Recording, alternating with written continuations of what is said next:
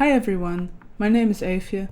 This is my second workshop video on the subject of songwriting. This video is all about writing exercises. So instead of offering a lesson that you can sit through in one sitting, I've created a collection of exercises that you can return to when you're looking for ways to improve your skills. While some of these exercises can seem silly and repetitive or even a waste of time, every one of them can help you hone a specific skill within lyric writing. The following exercises are fit to do every day, and you will actually see better results if you turn it into a daily habit. Without any further ado, here's number 1. This exercise is good for writing twists and finding unexpected stories and perspectives. To start this exercise, you need to choose 3 interesting pictures. You can find these on Pinterest, Google, or by picking up a book or newspaper around you.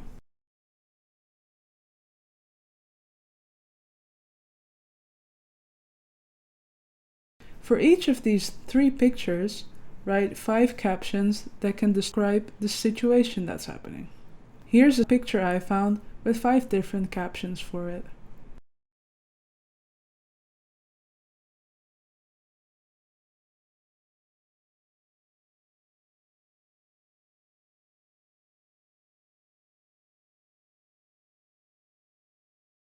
And that's it.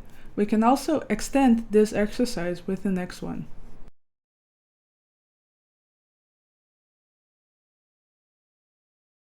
The pictures and captions exercise will teach you to use your words to create vivid images in your listeners' minds.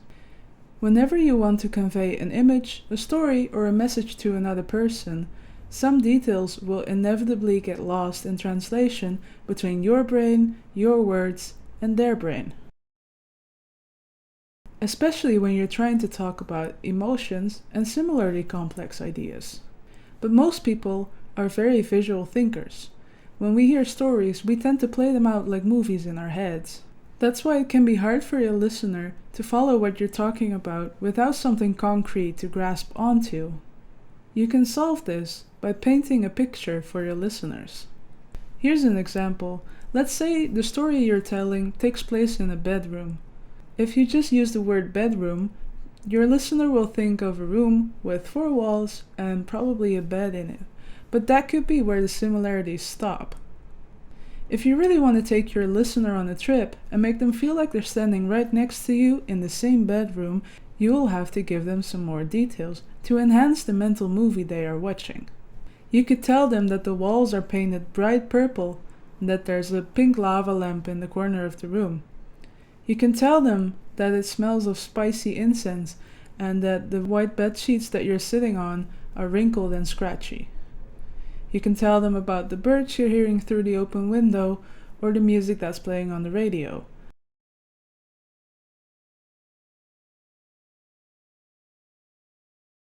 All of these details will help your listener move along more smoothly with the story you're telling. When we're analyzing a song and we find a phrase that contains this type of information, we call it a picture phrase. When you talk about the picture you've created for your listeners, for example, how you feel about it or what happened in the bedroom, that's what we call a caption phrase. Captions are things a listener can't figure out from the picture alone.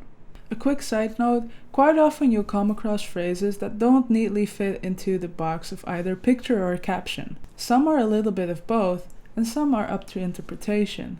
As you do this exercise more often, or you analyze more songs, you will find that these types become easier to spot. So now, onto the exercise. You can do this in 2 ways. The first is to pick a song and analyze which of the phrases are pictures and captions. Can you discover a pattern in the type of writing you prefer, or can you find any of the tricks that the artist might have used in their songwriting? I've prepared a few examples.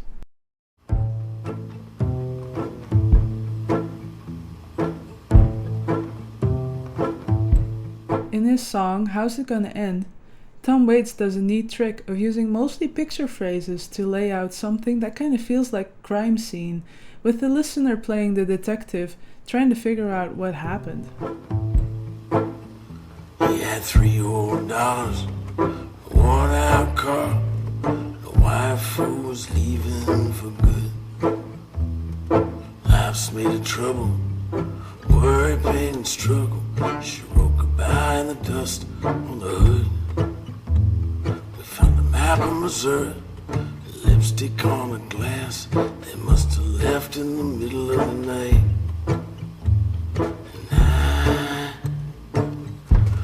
To know the same thing.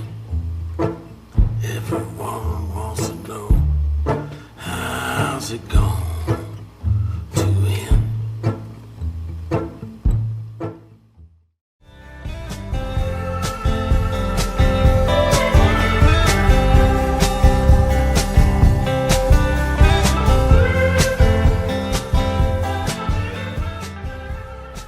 This song is about Courtney and her partner looking to buy a house. She writes picture phrases to describe details of the house and uses them to imagine what the previous owner might have been like. It's got a lovely garden, a garage for 2 cars to park in, or a lot of room for storage if you've just got one. Going pretty cheap, you say? Well, it's a deceased estate. Aren't the pressed metal ceilings great?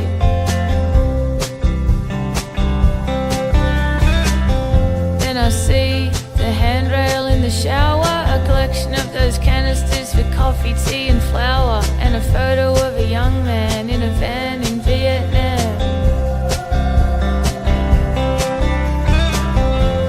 I can't think of floorboards anymore, whether the front room faces south or north, and I wonder what she bought it for.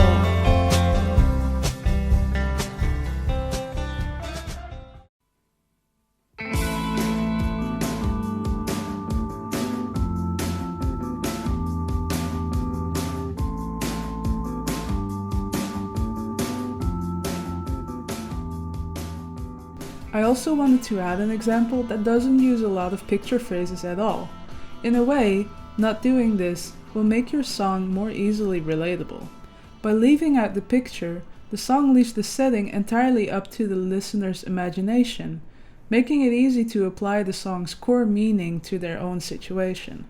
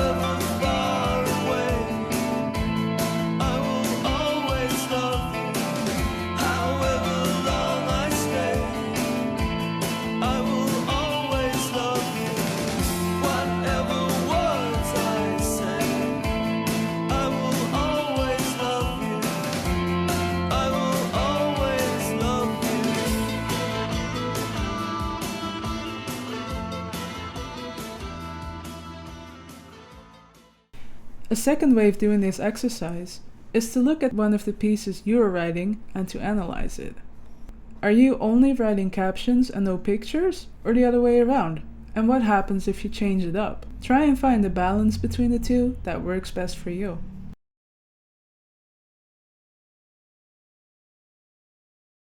The haiku writing exercise will help you get used to writing in rigid formats and complex rhythms. A haiku is a short form of poem originally from Japan.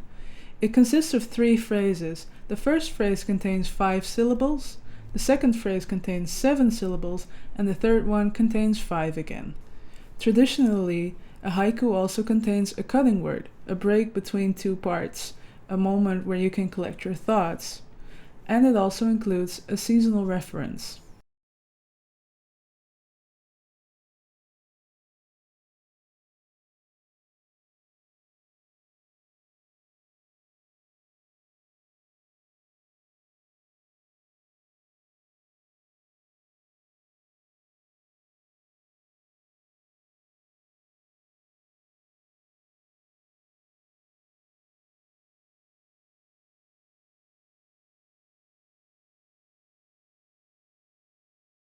The haiku exercise is, of course, to write haikus of your own. You can start out writing 3 or 5 a day and eventually work up to doing 10 daily. You can also adapt the difficulty level for this exercise. For level 1, the challenge is just in sticking to the 5-7-5 structure. For level 2, you can try and stick with a picture caption format on top of the first rule. And for level 3, much like the traditional haikus, try and include a nature or seasonal reference.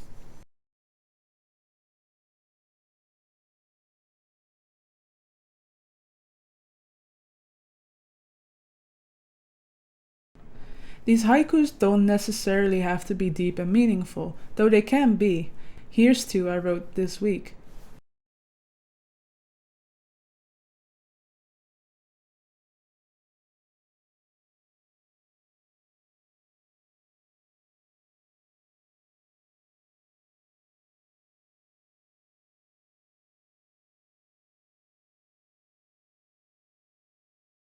Here's a fun exercise that helps you pick out the most important details of your story, summarize it, and share it with others in just a few words. A 6-word story is one of the best known classic writing prompts, inspired by Ernest Hemingway's For Sale, Baby Shoes Never Worn. In just 6 words, you get all the information you need to figure out the complete story. Here's a few other examples.